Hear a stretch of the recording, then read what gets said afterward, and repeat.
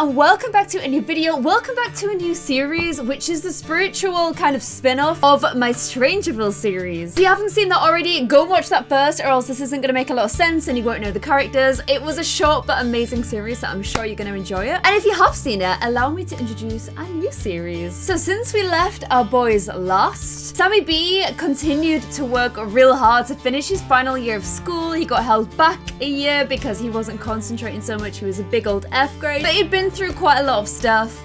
And since we saw him last, he's been focusing on his schoolwork, but as usual, it's Sammy B.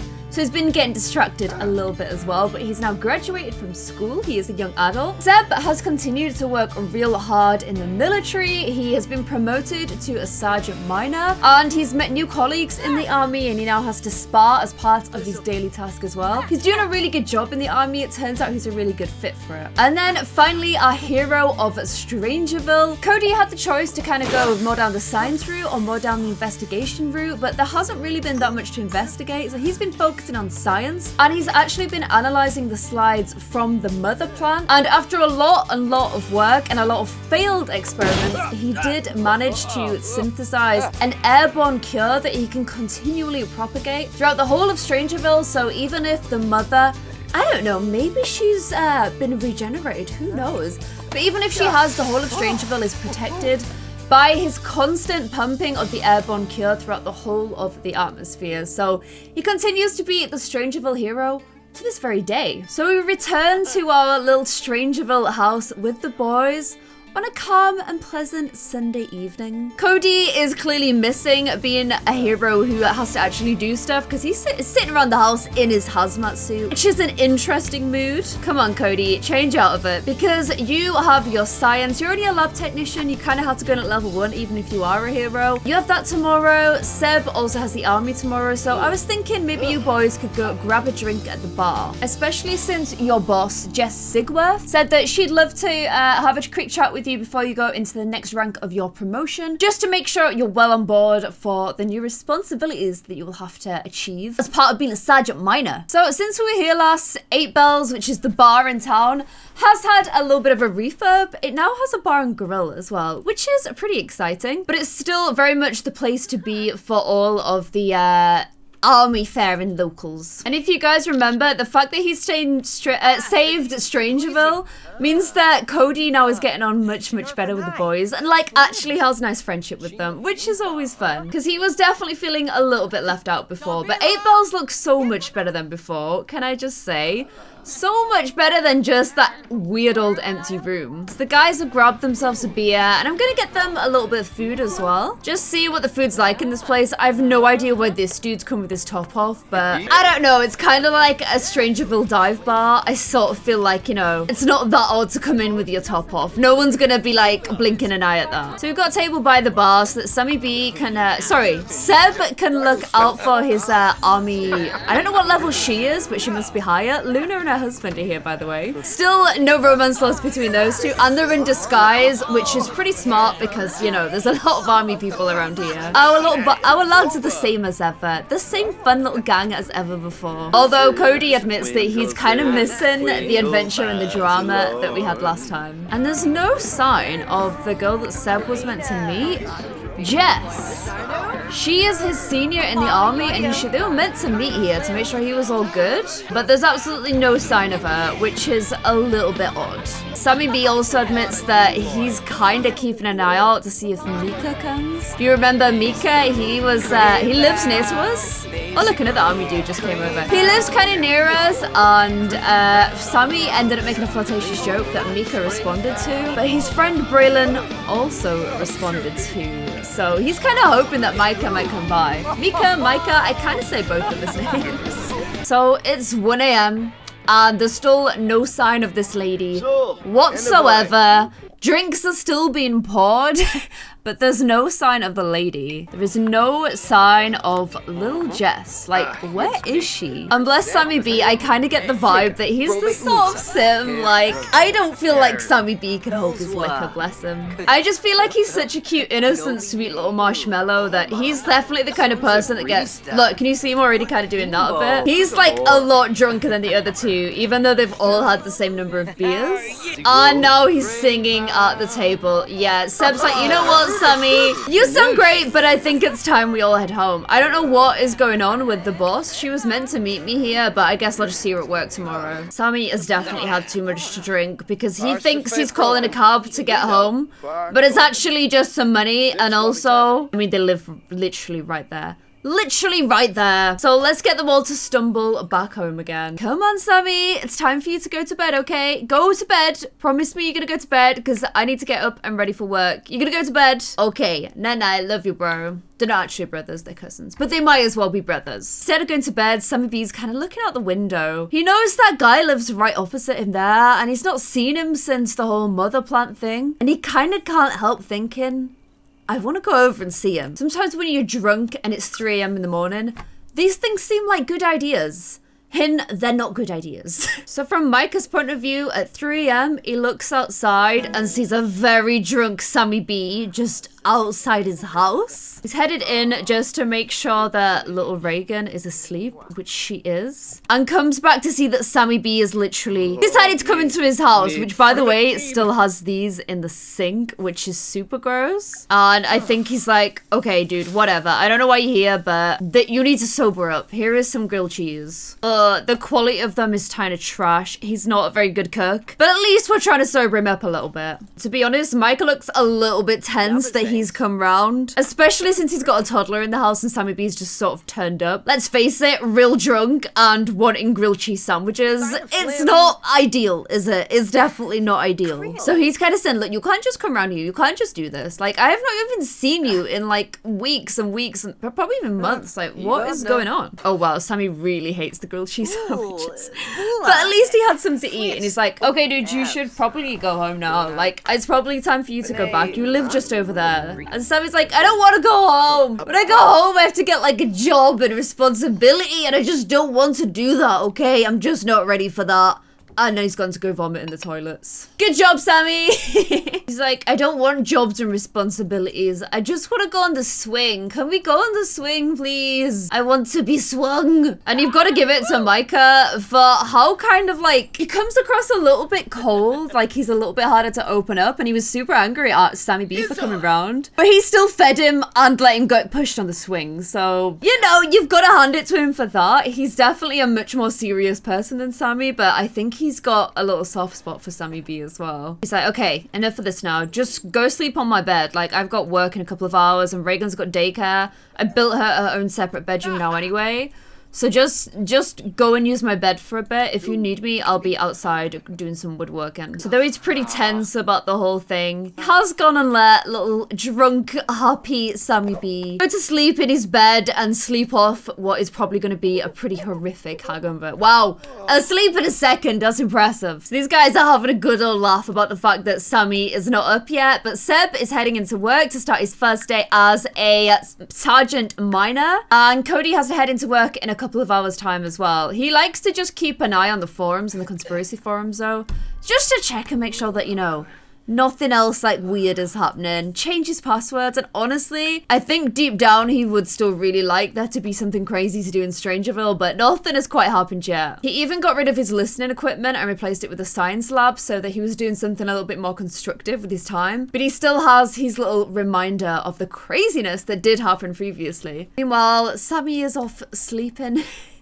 Sleeping off his hangover in the trailer over there. Cute face. And he's like surrounded by skeptics. He's actually annoyed at the skeptics in the community because there's nothing crazy and fun going on at the moment. He's even gonna go walk down to the end of the street and chit chat with the conspiracy theory guy to see if he's got any ideas. And he's gonna share some of his conspiracy theories with this guy, Erwin Priors, who is like, there's been nothing on the mother for ages, but legend has it that the scientist that was connected to it all has been spotted sneaking around. You guys remember? Cody let her go, but he did give her the fruit, which means technically she was trying to raise the plant. But Cody is protecting the town. Maybe she'll go elsewhere to try and figure something out. Oh well, it's time for him to head into work for his science career just for now. Which means that I can't do anything until Sammy B decides to wake up and get his butt home. I mean, it's like 11 p.m. now. What is happening? Okay, little Seb is home from work. He's actually seems to caught some kind of virus or something at work. But he's tired and miserable. His sergeant major never showed up the whole day, so he had to try and do everything on his own without even knowing how to do half the stuff, so he's pretty mad. Oh, look at this. Little Sloan is messaging him saying, oh, I heard you got promoted at work. Do you want to come to the Riverdale Pop Chocolate? I mean, he's tired, but it is Sloan. She helped us out with the Strangerville thing, so you know what? We'll go with her. We'll get a coffee or something. And we can also ask her about the fact that the Sergeant Major didn't show up today. I tried to get them to sit on one of the booths, but Sloan like couldn't join me on a booth, which was super annoying because it would have been really cool to sit on them. I would have felt like a Riverdale character, but we're on this little table instead. It's still cute. And if you guys don't remember Sloan, she helped us out with the Stranger Town mystery. She's one of Seb's colleagues and she's a good person. So we're chit-chatting away with her and we're asking her as well about the Sergeant Major and Sergeant Major Jess, I think she's called Jess, and why she hasn't been spotted at work at all. Because she was meant to help her today, so if anything, Seb's kind of gonna have a little bit of a whinge and a moan. She seems pretty shocked, but she says, I'm sorry you had such a rubbish day, like, that's awful. However, Jess hasn't been at work all week. Like, nobody knows where she is. She hasn't been on the base. She hasn't signed in. She hasn't reported to any of her seniors. She's just sort of gone. The two of them looking a little bit worried about Jess. I would be too. Just gone for a whole week. Oh, your coffee's finally here and your steak. I got Sloan a Coke float and a chicken. And Seb says, you know what? I'll mention it to Cody. And she's like, oh gosh, if anyone can figure out where she's gone, he can. Probably planting bugs and like listening in on her phone. These guys are gonna finish up here, pay the bill. Seb's like, I'll get this. Thanks for taking me out after I had such a rubbishy day. She's like, nah, anything for one of my colleagues. And let's get his juicy little butt home. Oh, and look who has returned. It's only Sammy B. But no doubt you had to like crawl out the house silently once the toddler got to daycare and he'd gone to work and just sort of like pretend that that didn't happen and just go die of shame. And I'm gonna get all my little boys having a nice sleep for themselves. Check this out. Poor Cody is so bored of life that he's actually going for a jog. Why would you change into those clothes to jog? It made way more sense when you were actually in the correct jogging clothes, but come jog your little butt home because Seb's about to leave and he wants to catch up with you quickly before he goes to work. Oh, you got home too late. Good job, Cody. Oh, well, it's fine because Seb got a shower before work. He managed to break the toilet as well. He's like, oh, can you just go ahead and repair that for me, please? But also, he's left a note on the mirror which says, boss missing for 1 week. Please plant bug. Of all the bugs that Seb planted, I can't remember whether he actually ever planted one on Jess or not. If anything, he needs to try and plant a bug on the mad scientist lady if we see her around. So keep an eye out for that shock of purple hair. If anything, though, I just think Cody would be excited for the chance to actually do a little bit more sleuthing. So he's in the park looking out for that purple haired lady to walk on by. Oh, Sage is over there. Oh, hey, Sage. What are you doing? Go and talk to him. Look, he's like, conspiracy theory.